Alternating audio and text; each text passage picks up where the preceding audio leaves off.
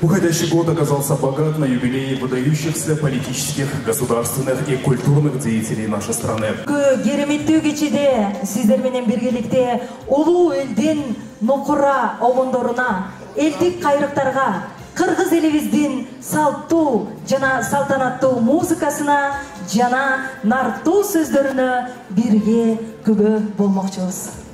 Да, Игорь. Сегодня мы окунемся в мир кыргызской культуры, которая своими корнями уходит вглубь веков. На этой сцене выступят монаши. Послушаем красивые мелодии на калмузе, народные песни. Ну и, конечно, наш культурный вечер украсят танцы кочевников. Москва шаарында кыргыз маданиятынын күнү ушундай чоң салтанат менен белгиленип жаткандыгы биз үчүн кубанычтуу жана сыймыктуу. Спасибо. И начнем официальную часть. Для приветственного слова и поздравления приглашаем на сцену начальника отдела национальной политики департамента города Москвы Утлика Дмитрия Эрнестовича.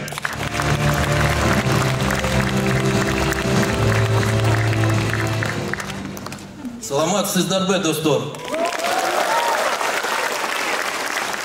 Добрый вечер, дорогие друзья.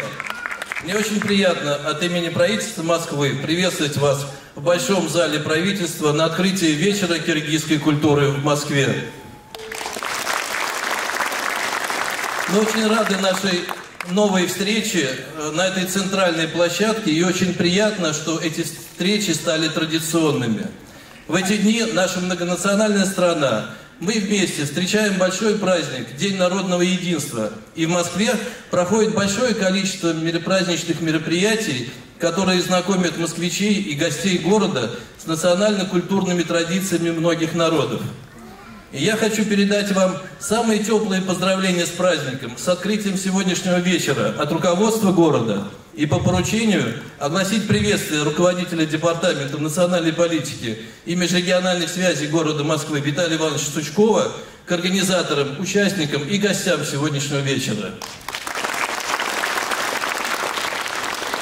Дорогие друзья, поздравляю вас с наступающим Днем народного единства и приветствую участников, организаторов и гостей. Дорожат отношениями нашей дружбы. И сегодня киргизская культура становится составной частью общероссийской культуры нашей многонациональной страны и ее гостеприимной столицы. И ярких впечатлений от новой встречи с красотой и богатством киргизской культуры.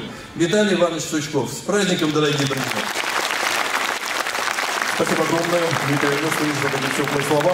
И на сцену приглашаем советника чрезвычайного полномочного посла Кыргызской Республики в Российской Федерации Абдуджапарову Быбыру Самыбековну. Республики в Российской Федерации и от имени чрезвычайного полномочного посла Кыргызской Республики в Российской Федерации Алибека Джекшенкуловича передать слова искренней признательности и благодарности прежде всего правительству Москвы в лице господина Сучкова и господина Утлика. Спасибо вам большое. Спасибо всем москвичам за вашу добрую волю поддержать и развивать дружеские отношения с Кыргызстаном в культурной сфере. Как вам известно, следующий год наши стороны, то есть Кыргызстан и Россия, планируют провести под знаком «Перекрестный год Кыргызстана в России и России в Киргизии». И мы уверены, что в 2020 году мы будем еще чаще общаться, чаще друг друга узнавать, чаще прикасаться к миру прекрасного, к миру музыки, к миру культуры.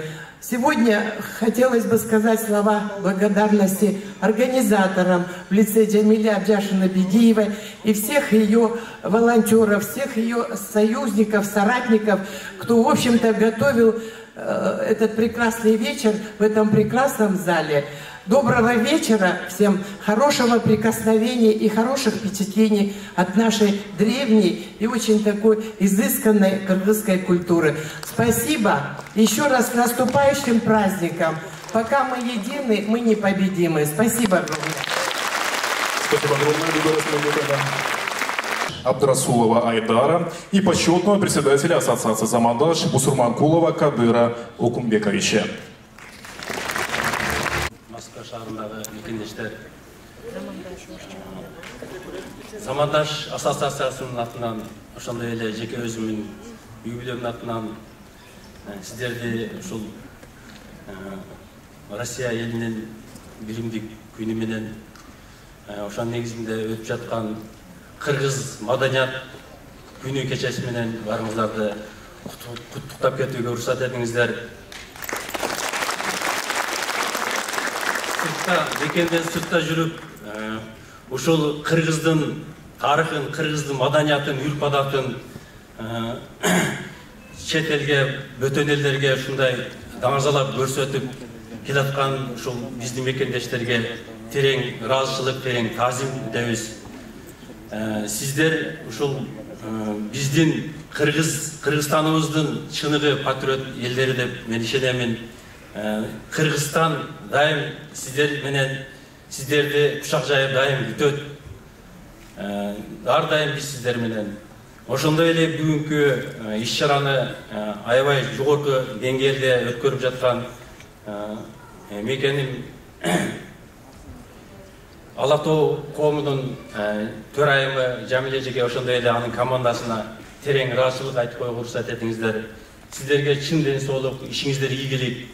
Мындан ары көп кыргыз үчүн, эл үчүн ушундай жакшылыктарды уланта бериңиздер. Бар болуңуздар, бай болуңуздар, ар дайым бирге болуңуздар. Дагы бир жолу байрамыңыздар менен. Поздравляю всех присутствующих, киргизов и не киргизов, с этим днем. Я должен сказать, что ощущаю его и как свой праздник. Киргизия – моя родина. И столько нитей, сердечных нитей связывают меня с друзьями, киргизами, и ушедшими, и живыми. Мое понятие о киргизской культуре такое, что это очень большая, утонченная культура, кочевая культура. Государственной национальной политики Совета при президенте Российской Федерации по межнациональным отношениям Назарова Александра Даниловича.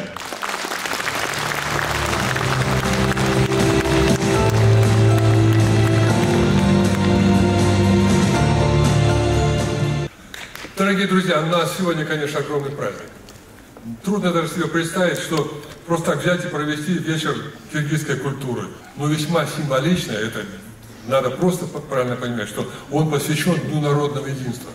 Что такое киргизская община, кыргызстанская община может вот так в плане и своей культуры, и общероссийских праздников отмечать эти дни.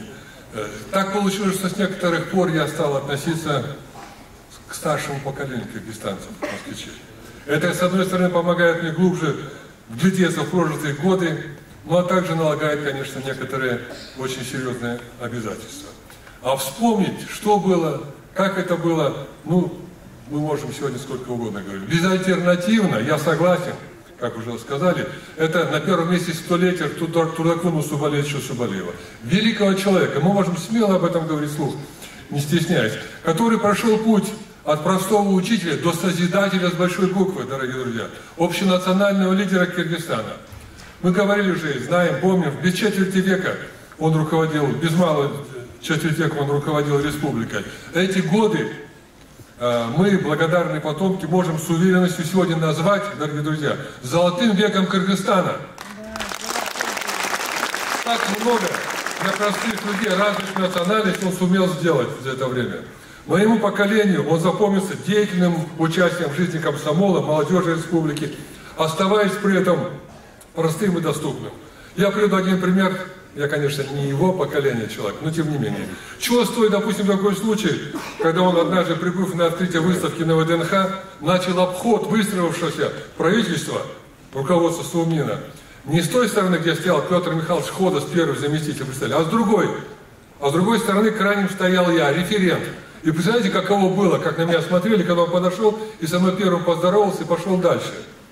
Ну, это, конечно, удивило, озадачило всех моих руководителей, правда, оно и не имело больших каких-то последствий. Сегодня мы, дорогие друзья, просто, я считаю, обязаны с большой благодарностью вспомнить Чингиза Толикуловича Айтматова, о котором сегодня говорила, кыргызстанской общины. И мы должны передавать эту светлую память о них дальше. Спасибо за внимание, дорогие друзья. Теплая, душевная обстановка. И, конечно, мне хочется поблагодарить от имени постоянного представительства Бегиеву Джамила Хан за приглашение на этот замечательный вечер. И с большим удовольствием передать приветственный адрес. Но перед этим я хочу его зачитать. От имени постоянного представительства Республики Саха-Якутия при президенте Российской Федерации и лично от представителя Федотова Андрея Сандомировича позвольте выразить признательность за возможность познакомиться с многовековой историей и традициями Киргизстана, культурой и творчеством киргизского народа. Настоящие культурные ценности могут развиваться только в единстве с другими культурами, возникать на богатой культурной почве с учетом опыта своих соседей. Якутию и Киргизию связывают десятилетия дружеских отношений. Наши народы имеют много общего и схожую историческую судьбу. Нас объединяют общие истоки нашей духовности и культуры. Символом этого служат имена Максима Амосова, Чингиза Айтматова. Диалог культур, расширение и укрепление духовно-нравственного потенциала народа способствует воспитанию чувства патриотизма и призывает к всеобщему единению. И в этом единстве мы преодолеваем все преграды и справимся с любыми трудностями. Желаю вам успеха в работе, крепкого здоровья, благополучия и осуществления намеченных планов. А народу Киргизии мира и процветания. Спасибо огромное. Давайте поаплодируем. Спасибо огромное, Татьяна Викторовна.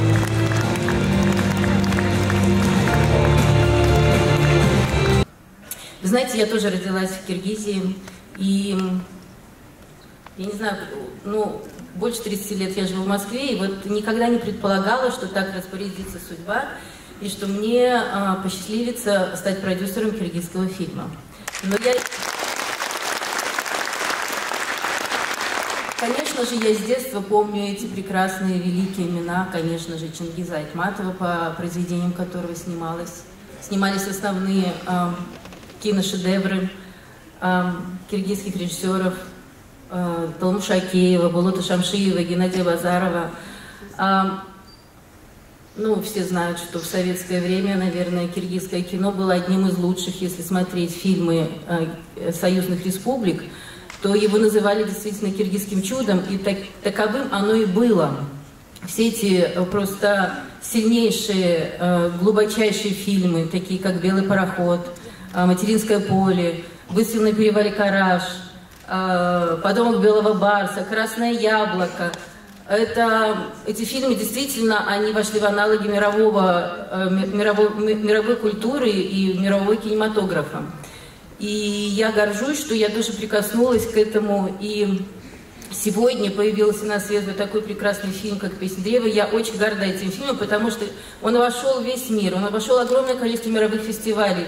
И люди зачастую сейчас уже впервые увидели эту отдельную страну Кыргызстан. Уже не фильмы Советского Союза, а фильмы отдельной, новой для них, еще неизвестной для многих стран Кыргызстан. И когда люди слышали эти прекрасные песни, и когда они видели в фильме эти традиции, которые настолько связаны вообще, вот в этом фильме есть, там и кушок поют, там и какие-то... И показывают, вот, как это называется, головной убор, эличек, там показывают, вот, как его надевают. И там так много всего вот вашего родного, вот, глубокого. И я вижу, насколько это переплетается с теми же произведениями Чингиза Айтматова. Это все очень глубоко трогает. И я знаю, что сейчас появляются новые молодые талантливые режиссеры, и они тоже следуют этим традициям. И я считаю, что вам есть чем гордиться, во всяком случае, в кино, это 100%. И я вас с этим поздравляю, и я уверена, что дальше будут новые имена появляться, и киргизское кино будут больше и больше узнавать во всем мире. И просто кино — это очень массовое искусство, и люди узнают также в самых дальних уголках мира о Киргизии. С праздником!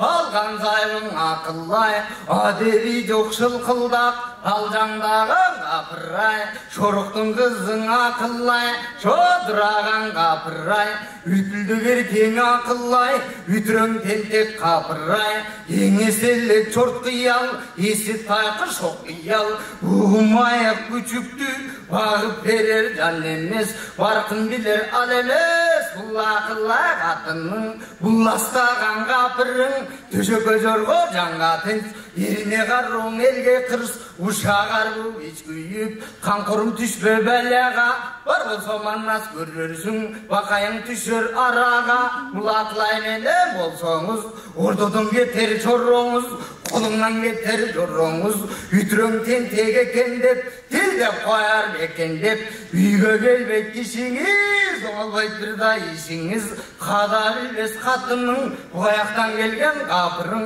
қатының бар деп ойлопсың, жоқ қанқұрым ғана манас бұйдопсың.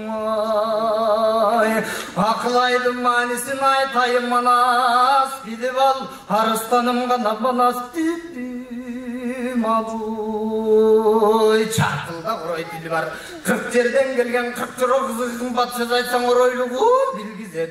Ойлошу мана сен өзің 40 қырандын ақылай, ошо кимісін анам үйге киргизет ой. Бұл ақылай тұрғанда, бұл таласаға жер болбой, 40 тұры саған ел болбой, башыңыз түшер санаға, 40 тұры кетер талаға, ол жоқтың күл қатының, ұлықма жінде қапырың, үзілгенді ұллабай, шашылғанды жинабай, бұл ақылай тұрғанда, бір башың екі болуы, 40 тарты өзіңе, Kırkırına yılgın obu çorolordun jırtılgan çopkutun oңдоп jandайba katını buzuk eken dep kıyabın tarınıp sağa kıydılar buzuk salbay batırba kaygı baytat Baykaçıman nas deb aytat Ulamadan uladım Bilgiçlerden suradım Bukhardın kanı karra kan Kasiyetli kan dedi Erkegi жалғыз kızlarбын 12 kızı var dedi 12 kızdın gencesi Kara surdun sullusu Kamdikenin nurlusu Urgaçının tazası Kara surdun paşası Adamdan artık can dedi 6 ay çığlık azaptı Acal menden azaptı Giriş benden çıkıştı Gidirbe aytıp berüçü Kasiyeti var dedi Kanıkey alsan oңосуң Halka başa bollosun Alganıkey turganda Aman bolsan görösün Alık kaçkanın gellet kolluğuna Kanıkey alsan buyursa Kadırtın düşöt yolluğuna Kanıkeydi sen alsan Sanandı sansız bolturrat Sancırgalı mülkündü Kelle zamat olturrat Kanıkeydi sen alsan Sayıp жүріп бақылат, салып жүріп таңғылат Ұрғашы жол борс батырың, перизада қапырың Қаныкейді сен алсаң, қашқаның келет қолыңа Қадыр түн түшет жолыңа, санаңды сансыз болтырат Сан дүние мүлкіңді, сандығыңа толтырат Ұрғашы жол борс батырың, қаныкейді сен алсаң Шерек болот өзіңе, ошондо қамба қаябам тапқан деп Манасы мұраз әлі болғын нәзі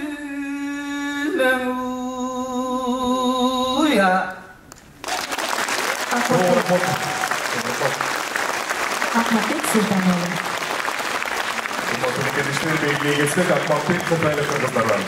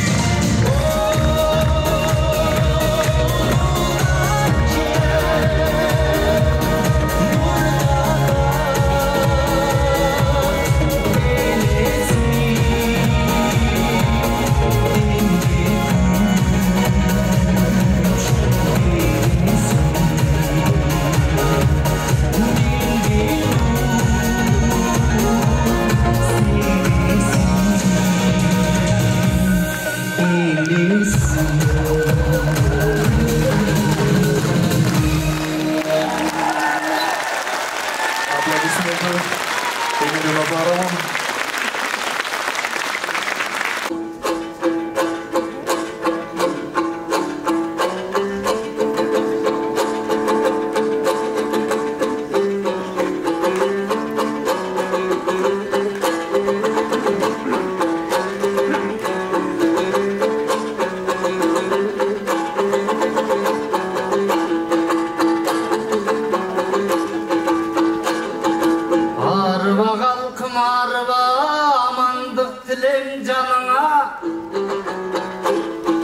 Gelecek üçün el üçün kıynonum tüttün barına Çaң bolgon menen jakşılar çaڭcı kuzbay tarına Suyunçum batpay gödöngö men sizlerdi geldim sağına Atene salam jiberdi uul kızım ömür tağına Jezdeler duay ayt dedi jeenderi baldızlarına Salamın aytты büröler sağınıp kütkön jarına Ak dilden salam aytıştı sizlergen ak tаңдайлар dağıda Köp balдар jüret atalabay göz salıp joldun çaڭına Tumandan başın götürüp tuş-tuştu karap sarıga Var bolso bir gün geler dep bay bolup ösünür dep Babadan kalgan ala tobatasın berdi barına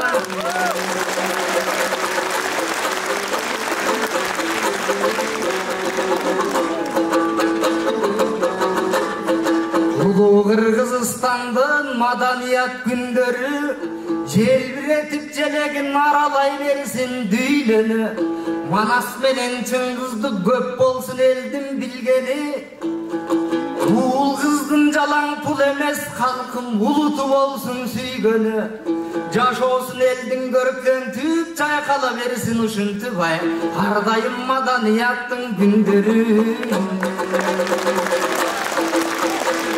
Demin Rossiya Kırgızstan bet algan birdey vaqıtta Kanattaş jüret ardayım düynölük ulu jarışta Aytılar ulu dostluğun жазылар далай tarıkta Ülgü bolsun ekeldin aytorun tımağı çınında Dostorgo düşman alыска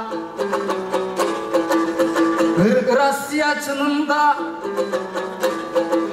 Demi jardamın berdi kalıspa Kırgız orus kalkının gödeni tolgon namıska Sizlerde kemengerler barında geleceğine geldin getirmeyiz karızga Buyursan tımağı güçeyip Orus Kırgız ulutu da tüvelük aylana versin alıptan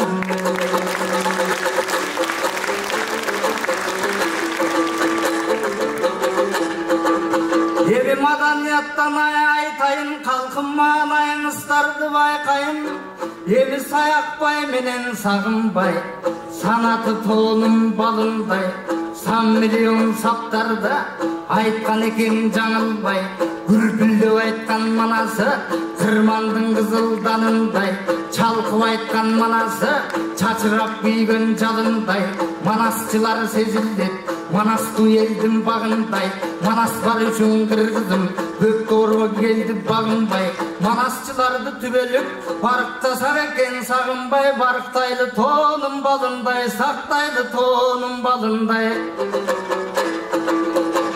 Emin Arıstanbek Kalıgul bu arelden çıkmaz oluya Kemibes Muras kaldırdı geleceğine sonuna Aytor kompas bolat buyursa gösöndürdün joluna Uyutku bolat uşunday kalkım ulu jıyın tobuna Toktogul menen jengi jok толкыган талант чеги жок барктасаганын саптарын эч байлыктын теңи жок барктабасак аларды Малу кыргыз эли жок, Ешмамбет менен барпы бар, эмгегиң элде баркы бар. Кечегиң Осмонкул менен калыкты, уксак деп ар күн талпынар. Алым кулдун ырлары, ар кимге акыл калтырар. Ысмайыл Токтон алынын ырлары дайым айтылар. Ашыралы тууганбай, алардын тоодой даңкы бар. Болбосоң эстебес менен токтосун, алардын элжиреп сүйгөн калкы бар. Замирбек менен Элдербек залкарлардын наркы бар. Булбулдар элдин бут экен, билесиздер жалпыңар. Төкмөсүнө угуп кыргыздын түбөлүк жазыла берсин жарбыңар.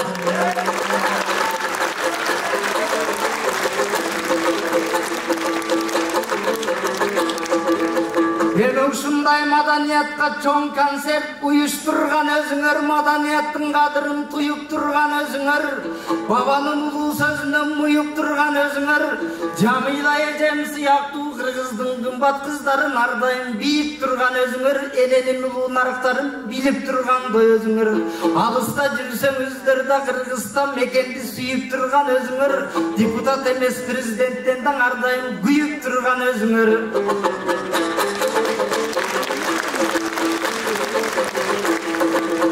Алар тоолорун сатып кыргыздын тоноду чоңдор калкымды, тойбогон чоңдор чет элге тонналап саттың алтынды. Асилер мыскалдап терип жыйнаган, мекенге кайрып сыйлаган мекенчил деймин жалпыңды. Мидедей соргон мекенде министрден өйдө деймай, ал ушул мигранттарым жалпыңды.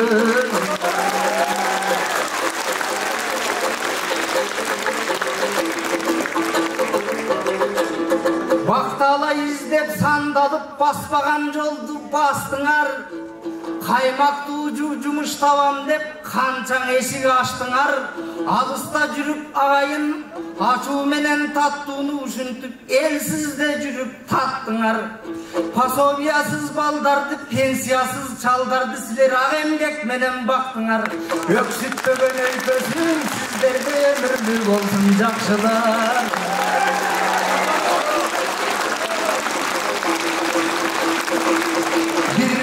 Арқасын сүйөп жүргөн өзүңөр, кыл ичинен мокогун билеп жүргөн өзүңөр, жакшыларын алдыга сүрөп жүргөн өзүңөр, аксактарын кулатпай сүйөп жүргөн өзүңөр, өнүк үчүн мекендин тилеп жүргөн өзүңөр, айтор аман болсун агайын жаркырагандай көзүңөр.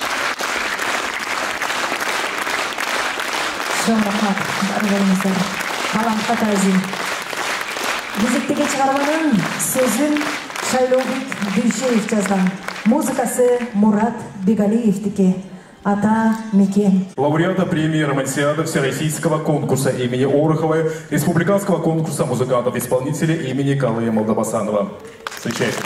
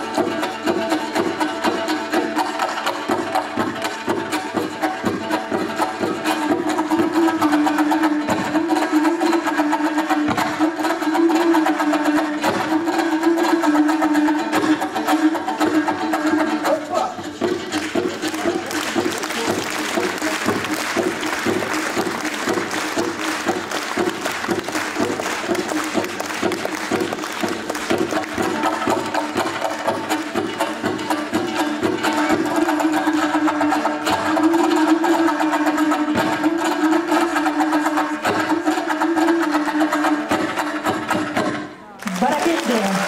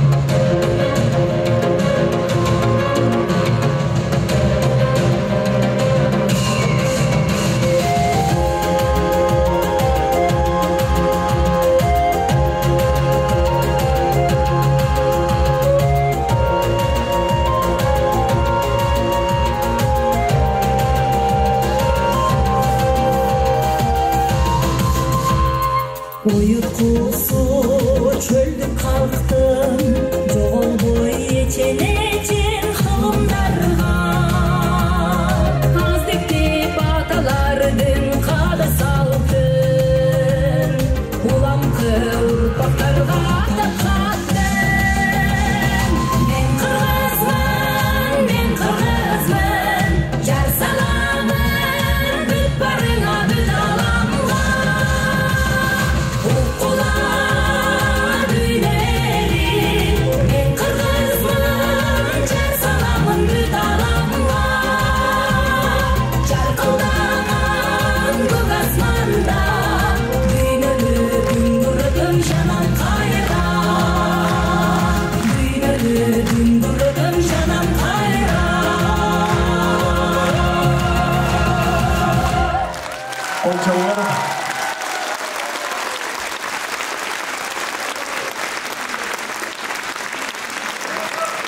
Аққан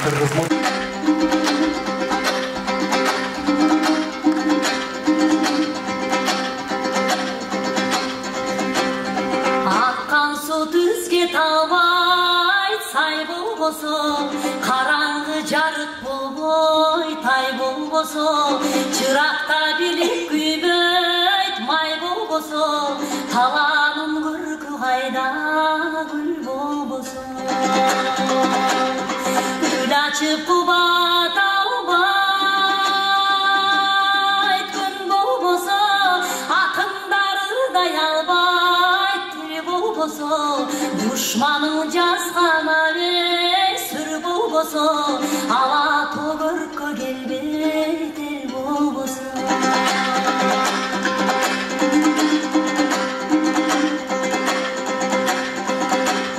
Комуздан алас чыкпайт кыл болбосо, сүйүүнү эл каалабайт ыр болбосо, аялдын көркү кайда чач болбосо, тоолордун салмагыңа таш болбосо. Узакка калар жетпейт кат болбосо, жигиттин намы чыкпайт март болбосо, ак жүздө кызыл болбойт нур болбосо, сооданын иши жүрбөйт болбосо.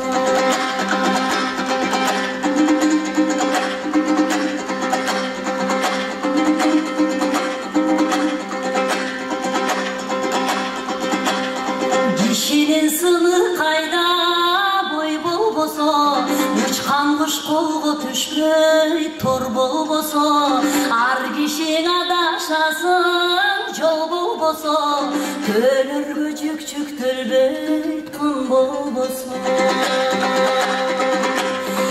Будана ташыр калбайт туң болбосо, курутмай кайдан болот сүт болбосо, эмгекчил токтон албайт иш болбосо, тамакадан кирбейт туз болбосо.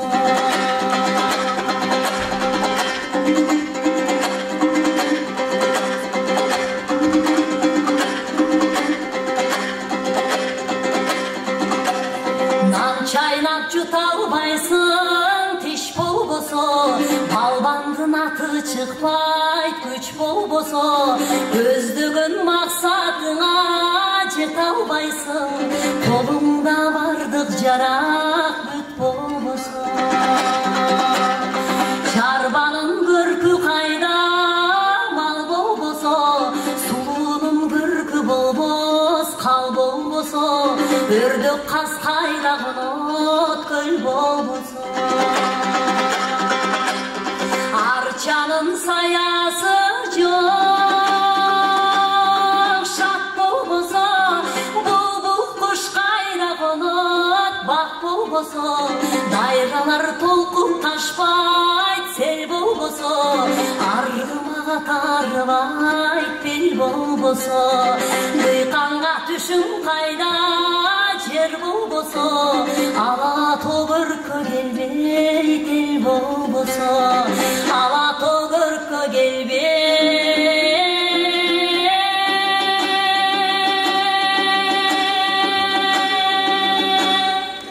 эл болбосо. Hoca qo'shiq qo'yinglar. Ayto'g'un Safarova.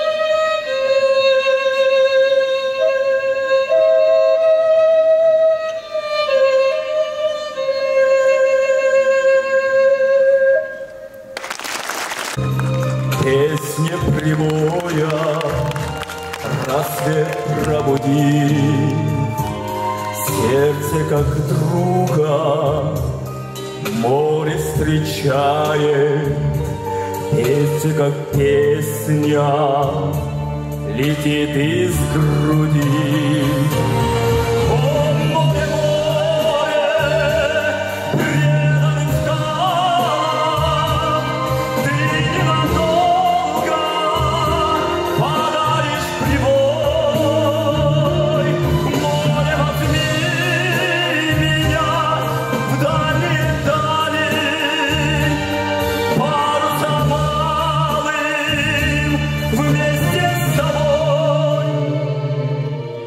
Грустные звезды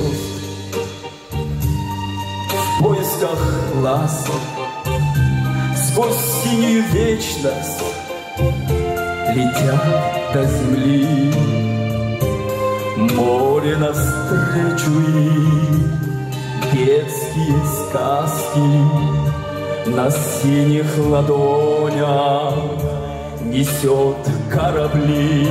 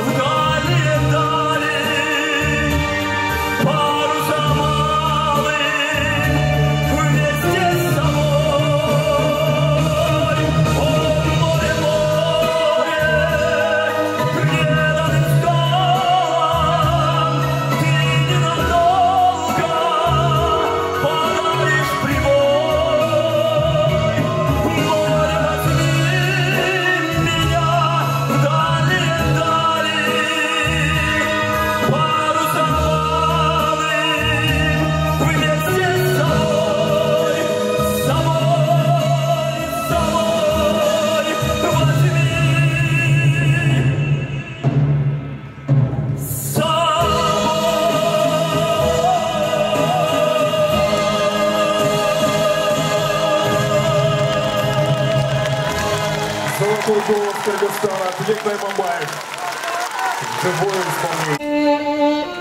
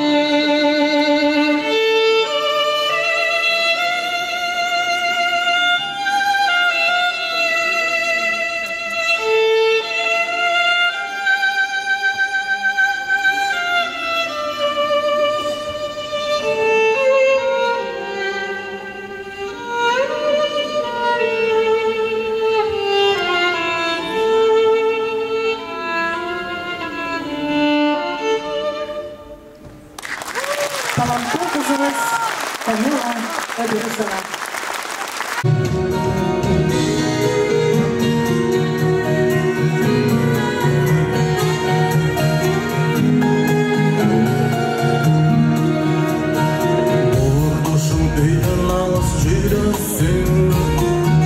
Жолun püşkürünüp sürüsün Kuday koldoп bir dal çaçın kemibe Жүрөгүңдө өчпөсүн түнөсүн Сагынычтар эритишер таштыда Самап жетип максаттарга астыда Ар бириңдин амандыгын тилеймин Мекендештер бизден салам айткыла Алтын күндөр ажар ачып жакшына Жетсең экен тилеп жүргөн бактыңа Бириң эмес бардык кордошторуң Аман эсен ала тоого кайткыла Бордошуң, бордошуң Кайда жүрсөң Кудай сени колдосун Бордошуң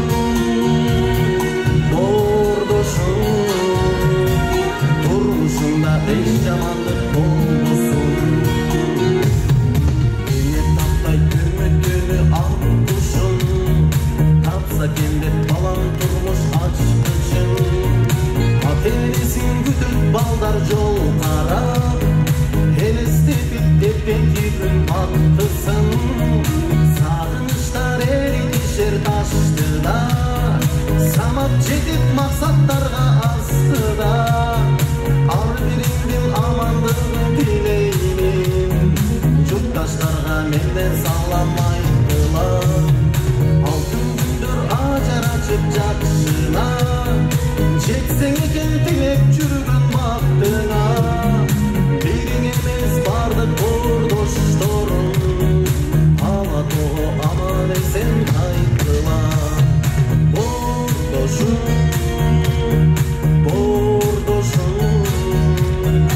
ала тоого аман эсен кайткыла Бордошуң, журтташтарга менден салам айткыла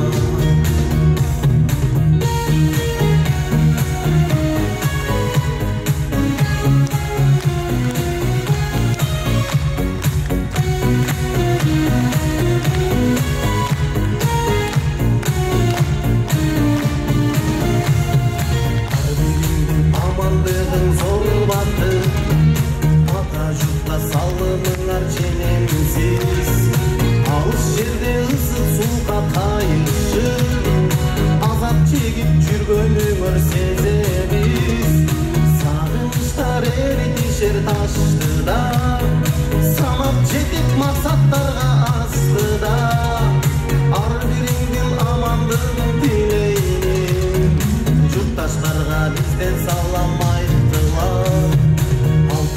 Ажар ачып жакшына Жетсең экен тилеп жүргөн бактыңа Бириң эмес бардык кордошторуң Аман эсен ала тоого кайткыла Бордошуң, турмушуңда эч жамандык болбосун Бордошуң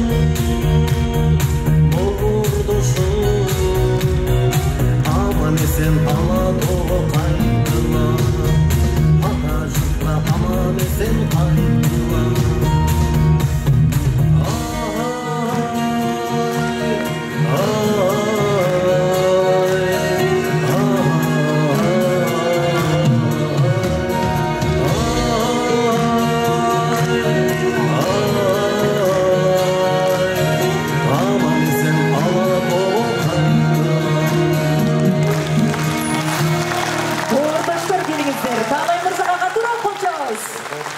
Айтылгандай, аман эсен ала тоого кайткыла.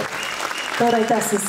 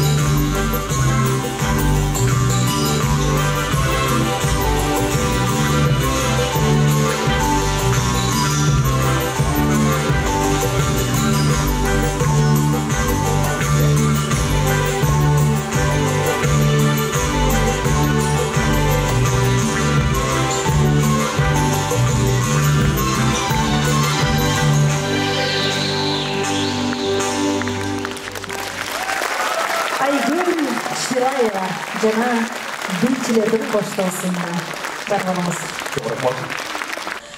Өнүксүн өлкөм аттуу чыгармасы менен Темир Назаровду тосуп алабыз.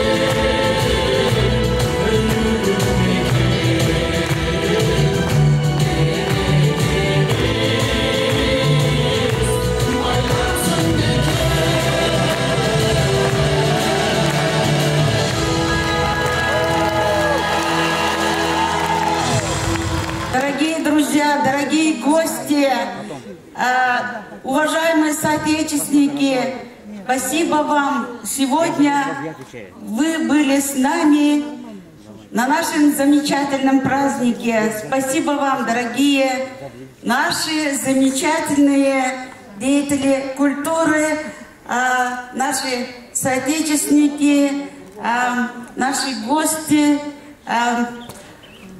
Урматтуу мекендештер, бүгүнкү ыр майрамы бардыгыбызга кут болсун.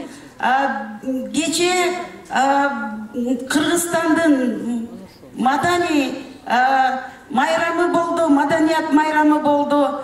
Завтра праздник, День народного единства России. Поздравляю вас всех с двойным праздником. Спасибо вам. До новых встреч на таких праздниках. Спасибо всем, наши дорогие друзья.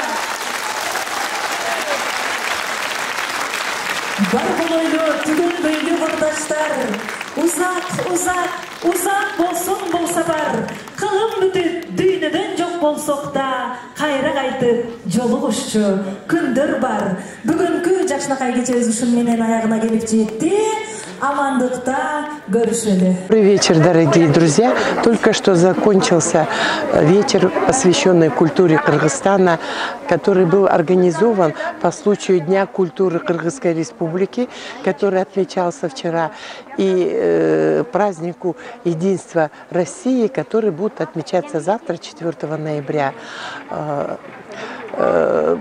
Вечер был организован Алато Мекеним, Кыргыз Биримдеги организации. Были приглашены заслуженные и именитые артисты из Кыргызстана, были приглашены непрофессиональные артисты из числа диаспоры, любителей здесь, в Москве. Была замечательная программа культурная, был замечательный концерт. Но вот вечер подтверждает, что культура и духовность спасет мир. Это те постулаты, к которым призывал наш великий Чингис Туракулович Айтматов. Хочется особо отметить, что ведущие вечера и выступающие почтили памятью, информацией, своими выступлениями память о великом сказителе Манасчи Саякбае Каралаеве, которому в этом году исполнилось 125 лет. Помянули также других видных общественных и государственных деятелей Кыргызстана, в числе которых Усубалиев Турдакун Усубалиевич, Батырал Сыдыкович Сыдыков. В общем-то, я думаю, что вечер удался.